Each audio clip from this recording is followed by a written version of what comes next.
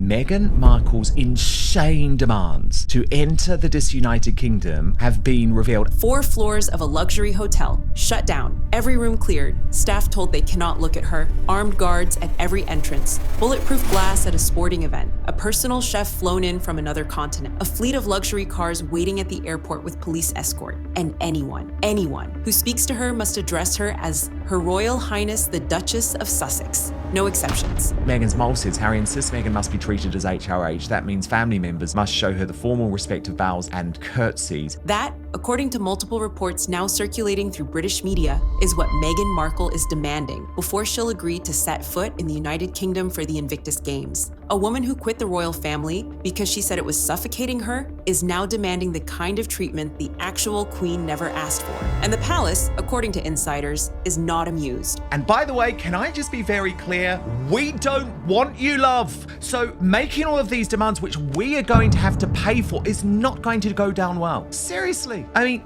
the types of things she's asking for are nuts. These are totally jaw-dropping conditions for her first trip back in 4 years. The Invictus Games are coming to Birmingham in 2027, but the build-up starts this year, July 2026, with a 1-year-to-go celebration that Harry is expected to attend. And this is where the story turns from straightforward military charity into something far more complicated. Because Meghan reportedly wants to come too, and she has conditions. According to a royal insider scoop that was then amplified across British television and commentary shows, Meghan's team has circulated a checklist for the Birmingham trip that reads less like a security plan and more like a rider from a world tour headliner. 4 floors of a Hyatt hotel locked down exclusively for her and her entourage. Extra security posted outside, staff instructed not to make eye contact, 24/7 drivers on standby, a fleet of armored vehicles, police escort from the airport to the hotel, bulletproof glass installed at the games venue, her own personal chef, assistant, hair and makeup team flown in separately, multiple hotel rooms reserved just for PR staff. And here's the part that set British social media on fire: the reported insistence that anyone who interacts with her must use her full title, Her Royal Highness the Duchess of Sussex.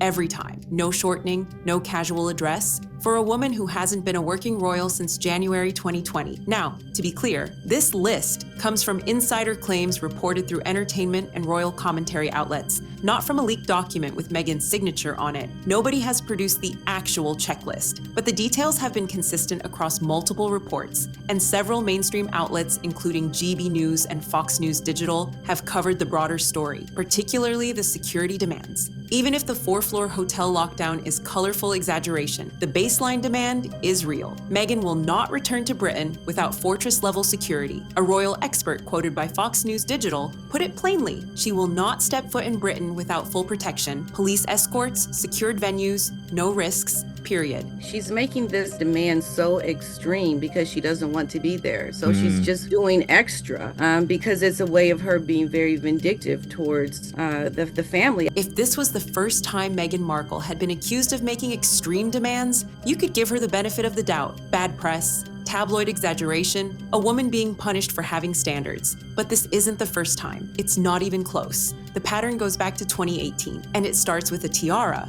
Royal historian Robert Lacey, in his book Battle of Brothers, described a clash that happened weeks before the wedding. Meghan had her heart set on a specific emerald tiara from the Queen's collection for the ceremony at St. George's Chapel. Palace officials raised concerns about the tiara's provenance, possible Russian origins that could create political awkwardness during a globally televised event. Meghan was told it wasn't available. Harry, according to Lacey and corroborated by journalist Valentine Lowe in his book Courtiers, responded with a line that reportedly echoed through the corridors of Buckingham Palace for months: "What Meghan wants, Meghan gets." She applied the rules of celebrity to the royal family and it did fit. That was her fundamental mistake here. Her playbook was a really smart playbook for Hollywood, a really smart playbook for American celebrity. The mistake she made was she applied it to the one institution, the one place where it wasn't going to work. The Queen disagreed. Multiple royal biographers, including including Angela Levin, have reported that Elizabeth told Harry directly that Meghan could not have everything she wants and that she needed to show more respect to palace staff. The specific flashpoint was Angela Kelly, the Queen's personal dresser, and the woman who controlled access to the royal tiara collection. Kelly and Meghan reportedly clashed over scheduling hair trials with the chosen tiara. Meghan and Harry wanted fittings on specific days. Kelly said no. According to Lowe's reporting in Courtiers, the standoff caused what he called dissent in the ranks among household staff who had never seen anyone push back against the Queen's dresser like that. These people don't. Anybody that has ever worked with a bully, anybody that has ever known a bully, knows the only thing that makes a difference is when you confront them. They will never, ever change their behavior. She treated people really appallingly. Now, the Meghan-friendly version of this story, told in Finding Freedom by Omid Scobie and Carolyn Durand, downplays the Queen's involvement entirely. In their telling, the tension was between Harry and Angela Kelly, not between Meghan and the monarch. But here's the thing. When 3 separate royal authors writing 3 separate books all describe the same pattern of demands, clashes, and palace frustration, the Scobie spin starts to feel less like an alternative perspective and more like damage control. The tiara wasn't the only demand that raised eyebrows before the wedding. There was also the matter of the 500-year-old chapel. According to royal biographer Robert Jobson and supporting Daily Mail reports, Meghan asked for air freshening atomizers to be sprayed throughout St. George's Chapel before the ceremony. Her complaint? The building smelled musty, and she wanted it freshened up. The chapel where Henry VIII is buried,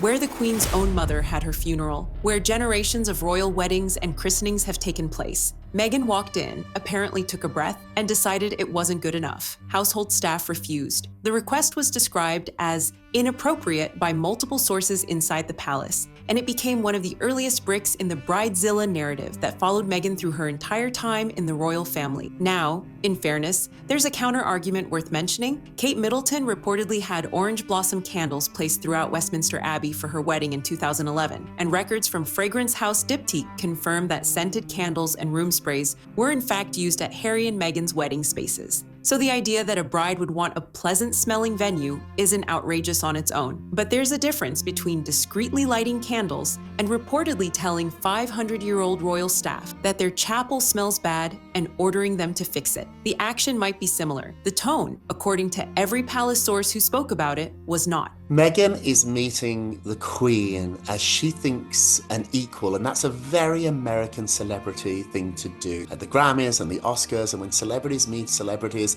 they all feel like they're in this really elite, really special club. And so that is true with celebrities. What Meghan did again, the mistake she made, is that she wasn't meeting a celebrity. She was meeting the Queen. And she deserved more respect. She deserved more deference. And the tone issue wasn't limited to the chapel. Valentine Lowe's reporting, backed by multiple insider accounts, described Meghan's broader wedding preparations as full of clashes with staff over music, scheduling, and bridesmaid dresses. One summary of Lowe's claims noted that palace employees said Meghan's requests were delivered as commands rather than inquiries. The Queen was reportedly upset at how her team was being treated. Leaks about 5 a.m. emails with long to-do lists, and about an incident involving Princess Charlotte's bridesmaid dress that allegedly left Kate in tears, added fuel to the picture of a woman who arrived at the palace expecting a Hollywood production team and found a centuries-old institution that moves at its own speed. The demands didn't stop at weddings and tiaras. They extended to where Meghan and Harry would live. Royal biographer Angela Levin has claimed that Meghan was shocked to learn that members of the royal family aren't paid per engagement, that there's no fee structure, no appearance money, no talent contract. Levin told GB News that Meghan expected compensation, visibility, and roles that came with higher status than the ones she was offered. And then there was the housing request. According to multiple reports referenced by royal commentators and authors, Meghan and Harry initially asked to live in Windsor Castle itself, not Frogmore Cottage, the 10-bedroom property they were given after taxpayer-funded renovations. Windsor Castle, the actual castle, the Queen's weekend residence, the seat of the monarchy. They were told no. Frogmore Cottage was offered instead, and £30 million of public money was spent renovating it to their specifications. They lived there for roughly a year before leaving for California. Levin also claimed in a later interview that Meghan would only consider returning to the UK if she could take on some of the roles currently held by Catherine, meaning public-facing charity work, patronages, and the profile that comes with being the highest status woman in the royal family Harry after the Queen Consort. That, plus a big house and lots of money. Whether you read that as ambition or entitlement depends entirely on which side of the Meghan debate you sit on. But for palace insiders who've watched this play out since 2018, the through line is hard to miss. Meghan Markle doesn't have any hobbies. She doesn't collect stamps. She doesn't enjoy television. Meghan's her hobby. When she wakes up in the morning, the only thing she thinks about is Meghan till the minute she goes to bed. And as we know, if you do something a lot, whether it be go to the gym, whether it be read, you get pretty good at it. She's really good at being Meghan Markle because that's all she does. Strip away the hotel floors and the chef and the bulletproof glass, and there's one demand underneath all of this that is both completely real and genuinely complicated. Security. When Harry and Meghan stepped down as working royals in January 2020, they lost automatic taxpayer-funded armed protection. That protection is managed through RAVEC, the Royal and VIP Executive Committee, which assesses threats and assigns security on a case-by-case basis. Harry has been fighting to change that ever since. He launched a legal challenge against the Home Office, arguing that his family faces genuine threats and that the case-by-case model is inadequate, and he's reportedly close to winning, or at least to getting a formal review of the policy. GB News framed the situation as putting Meghan in an awkward position. If Harry wins his legal battle and gets armed protection approved for UK visits, the security excuse for staying away disappears. She'd have to either come back or admit publicly that security was never the real reason she avoided Britain. Coming to the UK to have a rival royal court, I think is exactly what they're going to try to do, and be more often in the UK. For some reason, I think Meghan's going to use it to do something not good. Royal experts have noted that Meghan views the UK as hostile territory, and that even with security sorted, she's wary of the public reception she'd face. The security demand is real, but it might also be the last acceptable reason to stay in Montecito, while Harry keeps making solo UK trips. And that tension between legitimate safety concerns and what critics call strategic avoidance is where the palace's frustration reportedly sits. Because if the demands for 4 hotel floors and bulletproof glass and no eye contact rules are even partly true, this isn't about protection, it's about control. It's about arriving in Britain inside a bubble so thick that the country she left can't touch her, physically, emotionally,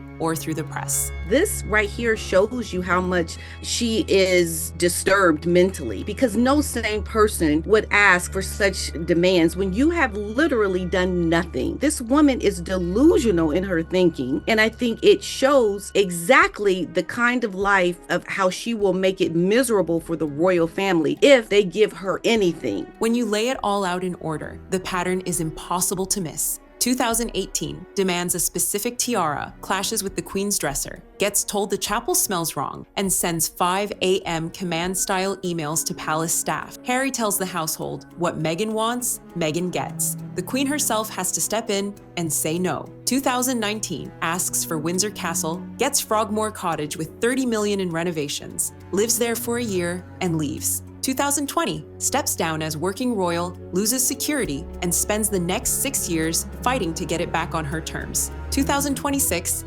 reportedly demands 4 hotel floors locked down, bulletproof glass, personal chefs, armed convoys, and a title protocol that would make visiting diplomats blush. Same woman, same instinct, bigger stage. The requests have scaled up, but the operating system hasn't changed. Every environment must be controlled. Every interaction must be managed. Every space she enters must be cleared, adjusted, and rebuilt to her specifications before she'll walk through the door. After nearly 6 years in America, the royal fairy dust is finally wearing off. The clock has struck midnight and the lavish bandwagon she's been riding high on is finally turning back into a pumpkin. The Duchess has milked her connection for all it's worth, and now she needs to re-up on that magic. She needs to remind the world of who her in-laws are, to stay relevant, and more importantly, to stay commercial. Robert Lacey wrote about it, Valentine Lowe documented it, Angela Levin has been saying it on television for years. And now 6 years after Megxit, the same pattern is playing out in the planning for a charity sports event in Birmingham. The Invictus Games were built by Harry for wounded veterans, men and women who lost limbs, lost friends, and lost years of their lives in service to their country. They don't get 4 floors. They don't get bulletproof glass. They don't get a chef flown in from California. They show up, they compete, and they prove that the worst thing that ever happened to them doesn't get to define them. And that spirit, that defiant, humble, no excuses energy, is what made Invictus matter in the first place. If these reported demands are what it takes to get Meghan Markle into the same room as those veterans, then maybe the question isn't whether the palace should meet them. Maybe the question is whether Birmingham is better off without her there at all. If this story keeps building, and it will, we've got more coming on what the Ravek review means for Harry's legal fight, and why Meghan's UK return could be the biggest test of the monarchy since the Oprah interview.